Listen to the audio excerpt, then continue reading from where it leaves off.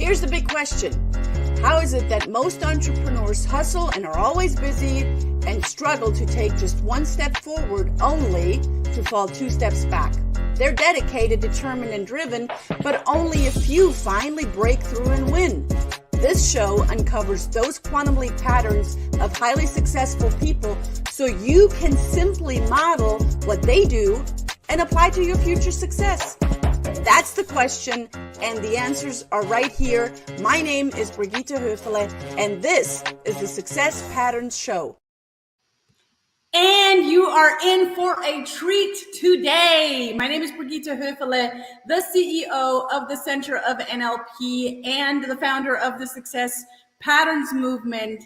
I am so honored and so excited to be here with you on this beautiful first Tuesday in October, where we come together every Tuesday at the same time, at the same place, because you are here because you understand what it means to mirror others, because you understand that somewhere has been there and done that, and it is there for you to model from them. That's what this show is all about. We put the learn in learn, do, teach. We put the do in learn, do, teach. Because the quality of your success starts with the attitude towards that. I'm going to say that again. And you better wake up the person that's sitting beside you, because it's about to happen, okay? The quality of your success starts with your attitude towards it. Success is an interesting thing. It is shaped however you want to shape it. However you want to define success, it's up to you. And someone has the success in the area that you're looking for. And that's what the show is all about. We peel back the layers. We look at the pattern of how someone got there. And so you can then take that pattern and accept it, because success, when it's encoded, when you can take it apart, you can actually decode it and put it back together in your own life, of however you want to implement it in your own life. As humans, we are hardwired for hands-on application by a living teacher, not from books. And don't get me wrong, I love books. I love reading books all the time. But it's the implementation. It's the learning from real people that are authentic, that will give it to you straight. And this show is going to give it to you straight. We're not scripted. We have authentic guest experts, high level guest experts. And we have a powerhouse today. I cannot wait for you to hear what he has to say. He's an operating system architect. He designs and implements effective operating systems with the clients that are visual, drive clear ownership. We're going to talk about ownership a lot, and accountability to deliver results. He's an American business executive, a dynamic speaker. And holy cow, when I say dynamic speaker, I know what I'm talking about. He is a dynamic speaker. He's a leadership guru. He's the founder and president of LinkedXL, a business operating system architect and firm.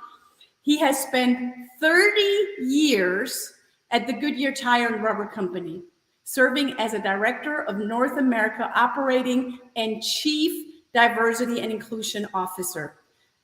Guys, if you don't have something to write on and write with yet, this is the time where you want to grab something. Because during his tenure at Goodyear, the company's earnings rose from negative $38 million to plus $1 billion. That is a humongous growth. And he was there, part of it, supporting the company and doing his work. As a global head of diversity and inclusion for Goodyear, he led the diversity and inclusion strategies for 64,000 employees across 22 countries where Goodyear operates. Ladies and gentlemen, if you're not driving in the car, this is a really, really good time to stand on your feet and help me welcome Billy Taylor. Billy, it is so good to have you here with us. Thank you for having me. What an incredible bio, right? What an incredible time that you have spent And, Billy and I spent a little bit of time before today, before we went on, and he shared with me so many nuggets. Billy, where do we begin? Well, I just want to say thank you for having me. I'm excited to be on the show. I've been looking forward to it, tell you, since last week. So thank you. Look, 64,000 employees over 22 countries. Mhm. What would you say out of all of the work over 30 years that you've done, what was the most important part as in your leadership role? Well, building an environment and culture where people could be their authentic self. That's what's important, right? Psychological safety is just as dangerous or harmful as physical safety. And so when people don't have that psychological safety, you're not going to get the best that they have to offer. And so the biggest challenge and opportunity was to create an environment where people could be their authentic self, whatever that may be. And so that was also the greatest success, to see that mature and build as a way of life, a daily operating way of life. So that's what it was. And it was interesting because people would go into their shells, and even myself, being an African American, even an executive, I would find myself standing in the hallway talking to someone that was another African American, and finding myself looking around and being uncomfortable. Or I see a group from India eating in a cubbyhole, and so they would congregate over there, but it wasn't natural. They didn't feel they could be their authentic self. Or people from the LGBTQ community, how they couldn't be their authentic self. And we would create that environment where we would network. It wasn't just about the numbers. It was about how do we build a culture around it, a daily management system, so to speak, around networking, community outreach, and those type of things. And so that's what the biggest challenge. And we made ambassadors, right? Those were ambassadors of the company. And so that's what Wow. the greatest challenge was. Yeah, I bet. I mean, you hear, creating a good company culture. You hear that Mhm. ongoingly, and it's easy Mhm. said, very hard to do, and very hard for each individual Mhm. to authentically embrace themselves. And Absolutely. there's and on the show, I've had so many incredible guest experts, and honestly, mostly women, and I don't want to pigeonhole them or isolate them in any way, but I find that people, and I come from, not corporate America, but corporate Germany, my Mhm. background, that people often identify themselves with either the True. company that they're working for and Absolutely. or the position that Mhm. they're working in. Yes. Did you Yes. find did you find yourself in that? Absolutely. And again, not only with the people that I was working with, but myself. Mm. Right. I would sit in meetings and I would actually hold back. I wouldn't be my best self. So as my mother would call it, it wasn't the glass ceiling holding me back. It was my sticky floor. Oh. It was the things that I was saying to myself. I was convincing myself because I didn't feel I was in an environment that I could be at my very best. And that was within the four walls of my head. Mm. And so when you create that environment, people come out of their shells. And great leaders, they celebrate the red when they see they so they can harvest the green. Right. Hmm. And if I know better, I can do better. And so you create that psychological space, you'll see people give you the best that they have. When I know better, I can do better. That's right. What a simple strategy. Absolutely. But how do you know that you don't know? Well, sometimes it's in the room, and I think I call it, one is emotional intelligence is within us. Hmm. And we're the first to know what we don't know. Now, Hmm. the flip side of that is knowing enough to know when you're right, but not willing to embrace the fact and know enough that when you're wrong. And so you have to be honest with yourself, and leaders have to be aware of the environment for which they're leading and the talent pool that they have, right? Because sometimes, and I had this recent conversation with my younger brother, and I said, it's not that you don't know or that you're dumb. Sometimes we're naive. Hmm. We just don't know. And not knowing doesn't mean that you're not capable. Mm-hmm. And so leaders have to sometimes identify those gaps and then put people in a position to grow. And you fill the gaps, because it's not a one size fits all for development. It's not a one tool fits all. And and I would say I didn't treat everybody equally. I did not. I treated everybody fairly, because everybody didn't need the same thing. So when you see treat them equally, you're going to say everybody deserves the same tool. What's the best tool for you to grow?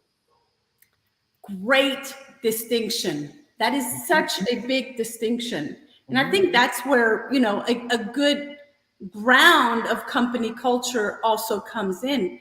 Now, clearly, you're not working for Goodyear anymore. When you left after 30 years, was it like Billy looking around going, well, okay, so what am I going to do now? Who am I? And what's next? Were you that kind of person, or was there already something greater in place? No, I had been working on the Billy brand, for 10 years, understanding what made Billy grow, what was Billy's motivation. And so when I left Goodyear, I was definitely ready to bet on Billy, the Billy brand. And so now I missed a lot of people at Goodyear. I love the people. I love the people I worked with. But as far as me in a next step in life, no, I had built that brand where I was ready to step out and go. I had built processes around me. And again, you're gonna hear me say a lot about my mother. I remember going from job or promotion to promotion. There was very challenging opportunities. And the one that I remember saying to my mother, it was, I'm not gonna take that job because it's too difficult. And I've seen so many people fail at it, right? And so I'm questioning my brand. And my mother said, I'm disappointed. And she asked me this question. She says, I'm going to ask you a question and I have to go. She says, if a bird lands on a branch, does the bird trust the branch or does it trust its wings? Oh. And I said, well, Ma, she says, wait a minute, let me give you a couple of clues and then I'm going to hang up. She says, I've seen many birds land on branches, son. But what I have never, ever seen is a branch break and the bird fall and die. Trust your wings. And so when I walked away, I was ready. I knew what I was capable of. And often we let people, put labels and tags on us that get inside of our head, and we believe that's all we're capable of. And we can do much more. And often those people suppress you because of their insecurities, right? Because you can strengthen the weak by weakening the strong. And in most cases, you are the strong. And we stop investing in ourselves and we stop gravitating to what we're good at, especially when we start to get older or when we're particularly very young in our careers. Just believe in you. Show up. It's already within you. That's easy said. Just believe in you. If we would go to a high school, and I work with inner city high schools here in Atlanta, and I would just say, hey, just believe in you. There's going to be a handful of kids that go, yeah, I believe in me. And then the rest of the, I would say like 95 kids are like, I don't know. I don't even know how to do that. Believe in me. Who am I? Right. So was Billy born a leader? Was Billy, just, grew up and it was like, yep, that's who Billy is. But did your mom pour all of this greatness into who Billy is today? Well, I had the instinct to fight, right? To want to thrive. That was within.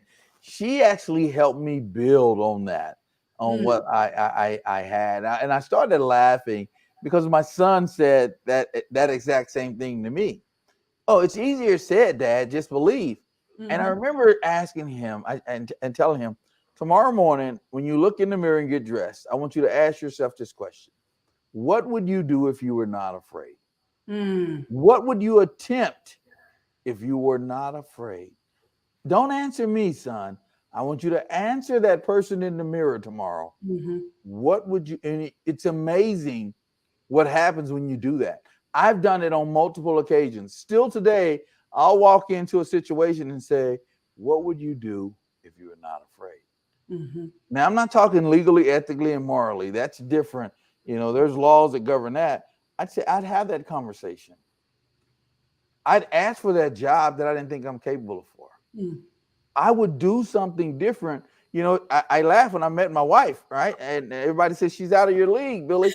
And I said to them, I says, listen, we were at a little party. We were in college. And I said, what's the worst answer she can give me if I go over there and ask her that? No. No. What answer do I automatically have standing over here talking to you guys? No. So I'm going to take my chances.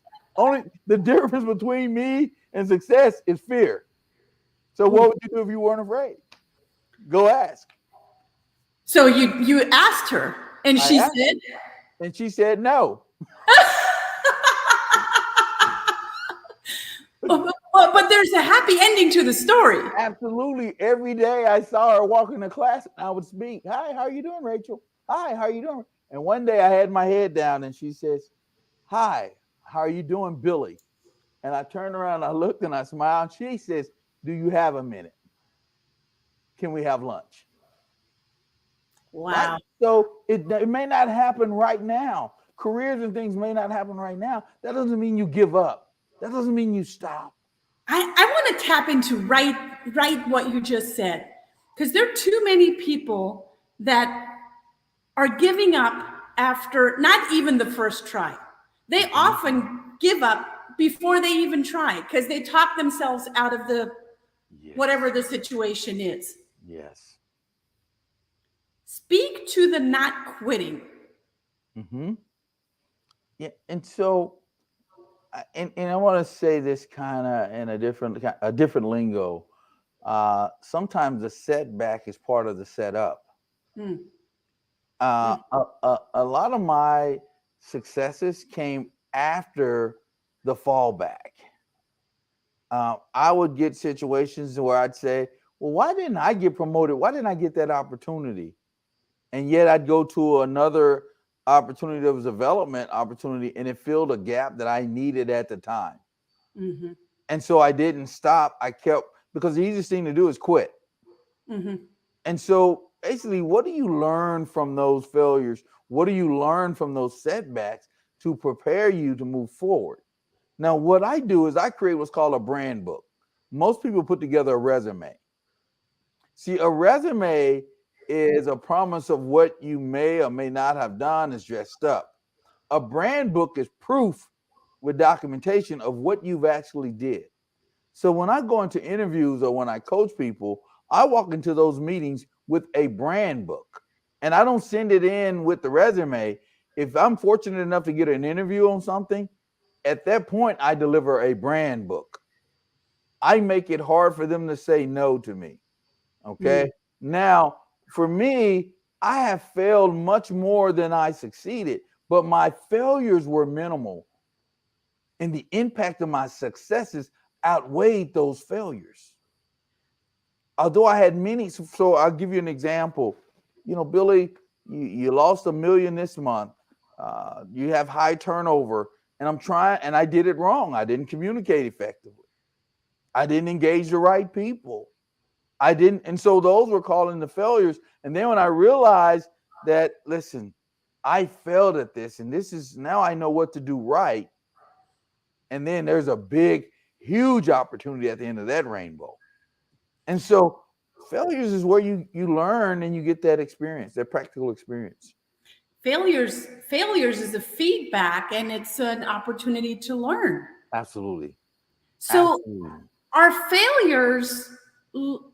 can failures be viewed as the school of adversity? Oh, it is. It is, right? And adversity I have multiple degrees, but that degree through those degrees through adversity, degrees of adversity, is where I really learned character on how to be a leader. I learned how to look as the people I'm leading instead of at the people I'm leading. Mm-hmm. I learned how to put myself in the shoes of others and how I feel. Because you know what? The human mind and the human being wants to be valued more than anything else. And when we stop feeling valued in our relationships, when we stop feeling valued in our jobs, that's when we start to check out. Mm-hmm. Often relationships fail because of the value proposition. See, a rich man on an island by himself is poor. Right. For Is sure. poor. He's very poor. And those value things, you know why he's poor? He's missing the things that he values or she values. And when you get those things, you know, I have a daughter and we talk about it all the time. And I tell my daughter, I said, listen, you're growing up, you're going into the dating scene. I asked, what's your standard? What do you value most? And let me tell you something, honey. Don't compromise on your standards because Oh, what you accept, you can't change. what you accept, you You can't can't change. change. It's your standard. It's not what you say. I'm not going to put up with this, but yet you do. Well, when the minute you do, then that's the standard. Mm-hmm. As a leader, and I remember one of the mistakes I made, and this was it's cute and it's not so cute. I was a young leader. I was 23, 24, and I was leading this 700 person team. But all the people that were on my team either hired me, trained me. At some point, I was a subordinate to this group, and they were coming late to the meetings. And I remember trying to put myself in a position to engage them. So I put a cup in the middle of the table and said, whenever you're late, put 25 cents in the cup. Whenever you're late, put 25 cents in the cup. And at the end of the month, we'll buy donuts for everyone. And I remember calling home, telling my mom about that story. She goes, are you're doing what? That is the stupidest thing I've ever heard, son. She says, well, I wish I would have tried that with you and your brothers, okay? You miss your curfew, just put a quarter in the cup. Mm-hmm. She goes, uh, she goes, no. Tell them the difference between a fact and an excuse is timing. Don't call me after the meeting started because once the meeting starts, I'm going to lock the door. Amen. And that will change behaviors around what you accept. Mm-hmm. And so leaders, especially coming through in life, you know, what's your standard? Because if you don't set standards, then how do you measure improvements?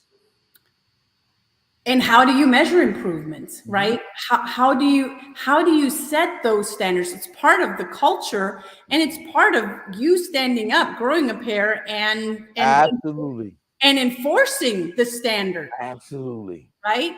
Because Absolutely. Absolutely. You know, I have high standards for myself, right? And from the way, and this is, you know, you know, and this is just Billy, right? Emotional intelligence. From the standpoint of whenever I get dressed, I want to show up. That's my standard, right? So, Brigida, when my Justin saw a lot of my video person, he goes, Billy, she's got energy. I love the way she shows up, from the way she dresses to the way she does her hair. He's looking at your brand. But therefore, every video he saw, you know what he said? She has a standard. She has a standard. And he says to me, you're going to love that podcast, Billy, because she's got that standard that you look for in yourself. And that's important. and it's got to be congruent. It's got to be on purpose. It's got to be Absolutely. intentional, Absolutely. right? Yep. When you left Goodyear and you stepped into fully into Billy the brand, or Mhm. the brand that's called Billy, Yes. what was the biggest non-negotiable for you? Mm-hmm. One, it was how I'll go back, how I interacted with clients. Mm, That was that's a deal maker and a deal breaker. mm-hmm, And it wasn't about the revenue mm, because I thrive on purpose.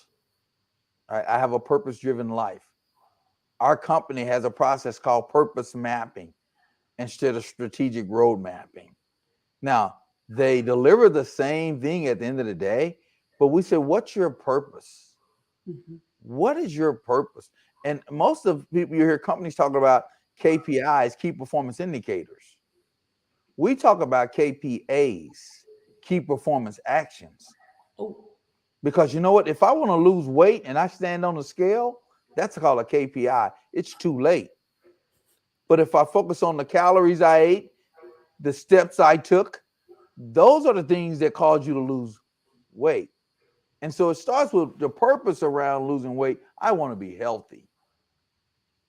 I want to be healthy. And so when everything I do is around purpose, and it's just my purpose in life that why I decided to retire after 30 years. And so when I interact with clients and we actually turn away a substantial amount of clients.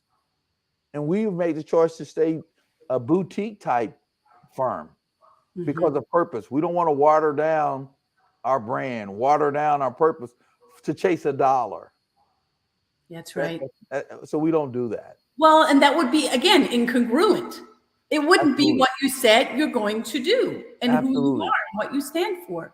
Absolutely. So, purpose mapping, love it, right? Oh my gosh, I think everyone needs to do a purpose mapping. Is there, and I'm pretty sure there is there a distinct formula on purpose mapping? Absolutely. And we lay it out in my book, The Winning Link. What purpose mapping, there's clearly a formula where you talk about really what's your purpose. Then you look at what's your current reality, right? And then you look at what's your target condition, right? And then so we break that down, and then we say, so where are you going to focus? And then when you look at where you're going to focus, how do you measure the impact of where you're going to focus? So we build this on a one-page sheet, and we call it a SOAP, a strategy on a page. Yeah, and you can physically see it, but then you can connect it to your organization so you can manage the intersection. And it's around extreme ownership. So everything about it breaks down. And I'll tell you, we've had some huge success with Note Printing Australia that makes the prints the currency and the passports. They have the system there through purpose mapping, work with PPG industry. And now we're working with a company, Tasian Automotive. And it's amazing as you get closer to the source. That means the people that are doing the work, and they understand the purpose of why we're in business, so why we're doing it, results happen. Results happen. Billy, when you get to the source and you do the purpose mapping with the people, with the visionary of the company, with the CEO of the company, with the person that's really driving the company forward, is that also the root of the culture? Yes. That's where change happens. Right. At the point of impact. Right. And often the strategy never makes it to that level, the point of impact. You know, leaders build this elaborate strategy, and then they put it in a spreadsheet, and then it's in someone's laptop. It never gets deliberately cascaded down to the point of impact. So therefore, the strategy is really a secret, and you can't manage a secret. It's impossible. So what we do is we help companies take that strategy and deploy it to each level of the organization with extreme ownership. So people know exactly what part of the strategy they own. And so therefore, we feel that when people have ownership, it elevates accountability. Yes. It elevates it. And then people want to celebrate. People want to be recognized, or shall I say, people want to be valued. And then at that point, we talk about making people visible, and they will make you valuable. Wow. When people feel it's no different. When I walk into a hotel, if I've stayed there 2 or 3 times, hey Billy, hi Billy, and right, I make sure I look at their names.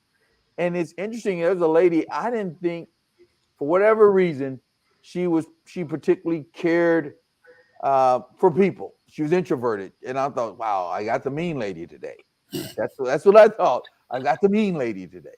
And I go to check in, but it didn't change the way I kept treating her. Ooh. And I called her name. I said, "Hi, how are you doing today?" And she says, Mr. Taylor, it is so great to see you again. I already have your room ready. I took a step back and I said, wow, wow. The way she treated me, I felt value. So it's really a boomerang effect. Right. You give value, value is given back. That's right. And most people, they don't embrace that. And as people go up the ladder, they tend to forget that. Then egos start to erode effectiveness. Come on now. Yeah. I Those know that's egos, right.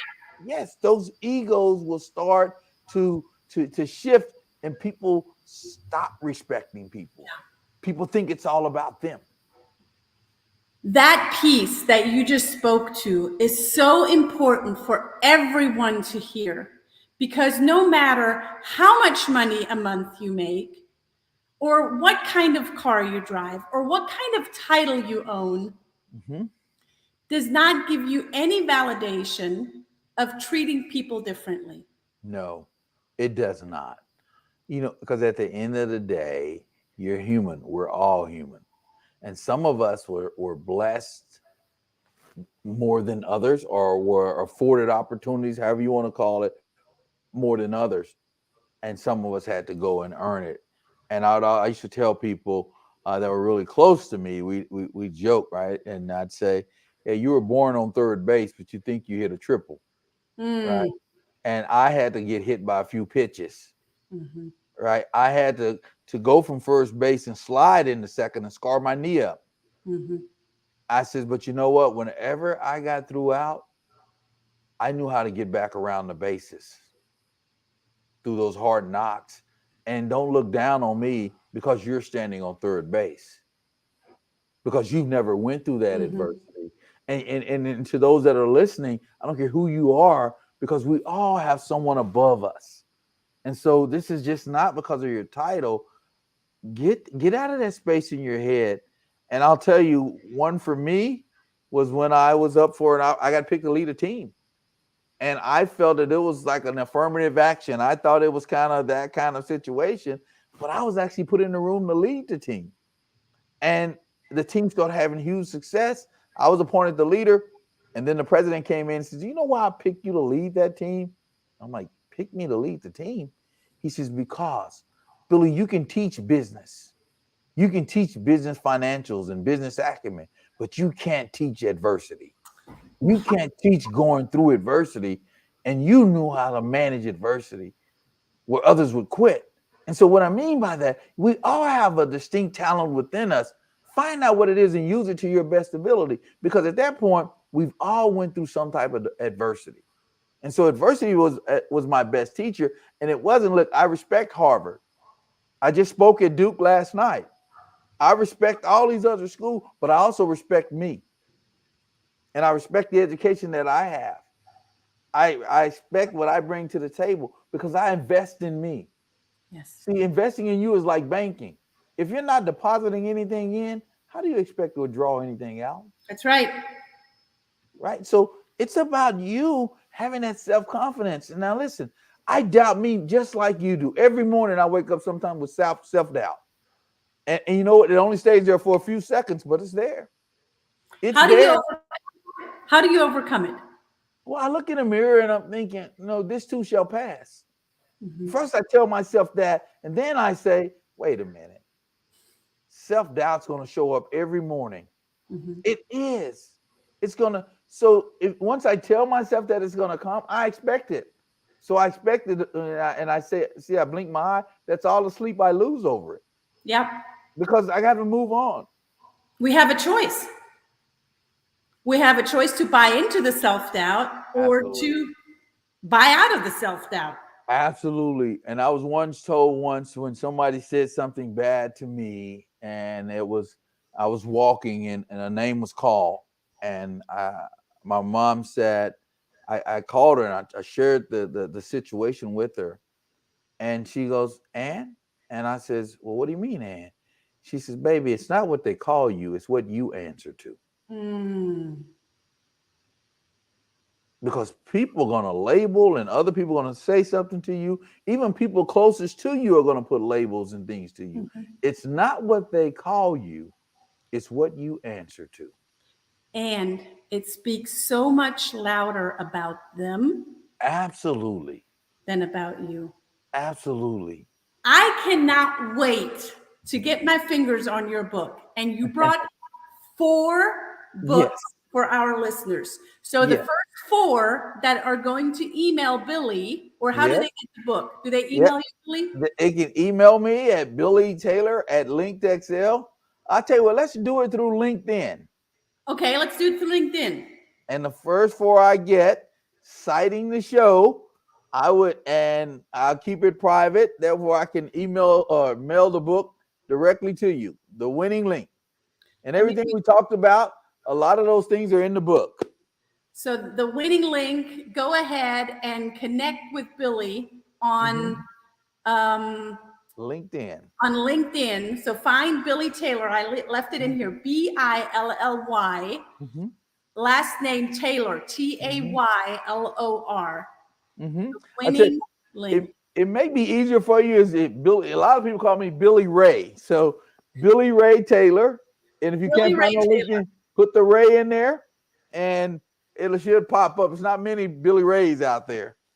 Billy Ray Taylor, you guys, get his book. If you're not part of the 4, go on Amazon, get his book, The Winning Link. You're going to get so much out of it. And we haven't even touched on ownership. I think you need to come back, Billy, and we need to talk about like a whole show only about ownership. Absolutely. It's my favorite topics. So are you in for another show on ownership? I'm in. Great. You Awesome. got me in.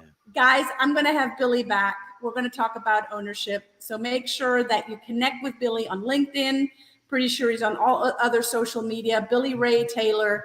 Get his book, The Winning Link. Billy, this was so incredibly valuable to me personally, and I know to our listeners as well.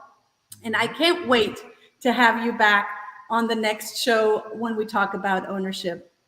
Thank you. I look forward to coming back. And all the best to everyone that tuned in. Thank you so much. Guys, thanks for tuning in on this Tuesday. We're going to be back same time, same place next week. Until then, ciao and bye for now. Thank you for tuning in to the Success Pattern Show at www.thesuccesspatternshow.com. My name is Brigitte Höfele.